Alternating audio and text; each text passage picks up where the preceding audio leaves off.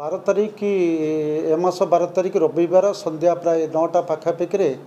आपणकर मो पछरे बसुवा जो 4 जन गिरफ क्रिमिनाल सहित अन्न मैंने घरे डकायत करुले सेठू लोक गाँ लोक उठार से फेरारी होते ए बाबद एसपी और डीआई साहब निर्देश मुताबक चारिड़े पेट्रोलिंग नाका ड्यूटी कड़ाकड़ी होता। गतकाली राति आईआईसी आमर बहलदा टीम जरिया से माने खबर पाइले आउ तांकर जो गंभारिया नदी पाखरे गोटे गाड़ी रखी किसी डकायती उद्यमर योजना चलती से गिरफ कला। ए बाबद गोटे गाड़ी गोटे बंदूक 3टी मारणास्त्र सहित 3टी मोबाइल जबत होती एवं आमर जो एसडीपीओ गोकुलानंदकर सी निजे भी तार इन्वेस्टिगेशन सब पॉइंट को टच करी आहरी जो फेरार आसामी अच्छा तुरंत केमी धर प्रति पदक्षेप निया कारण से नई कूल जड़े व्यक्ति झाड़ा जाता सी ए कथबार्ता को सी शुणी पारा तुरंत सी पुलिस को सी इनफर्म जनइला तापर पुलिस घटनास्थल को जाकि काबू कला एवं मो पछरे थिबा से 4 जन को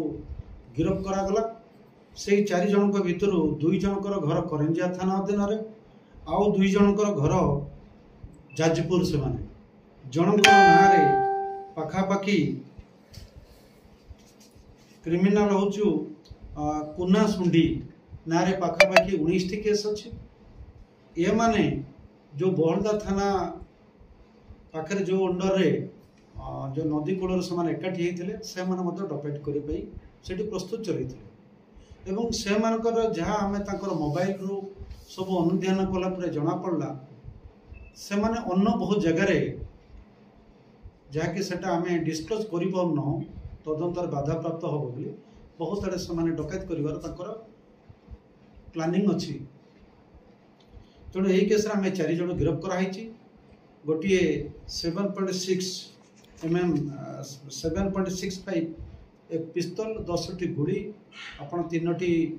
आपणकर जोटा कहते कटोरी टाइप हथियार ताकू जबत होती से चिली पाउडर जबत कराई एवं 3टी मोबाइल जबत अच्छी। आउ अन्न जो मैंने आसामी माने विषय डकैत केस उद्यम जाइए डकैत करने जाइए से नाम बर्तमान गोपन रखा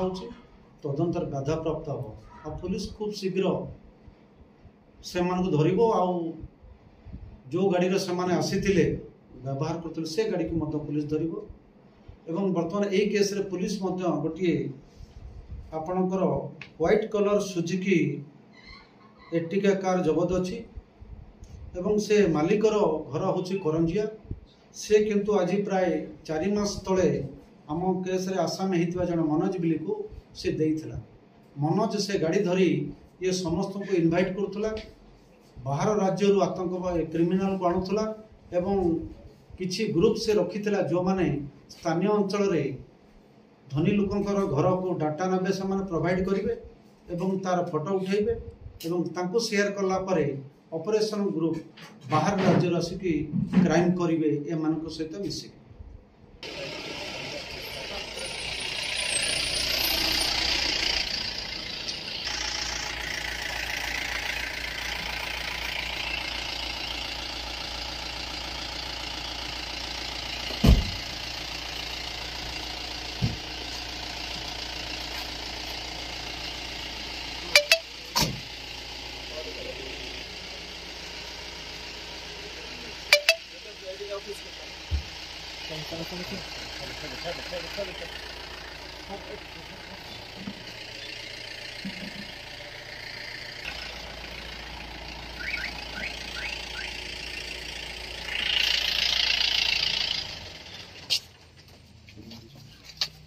जल्दी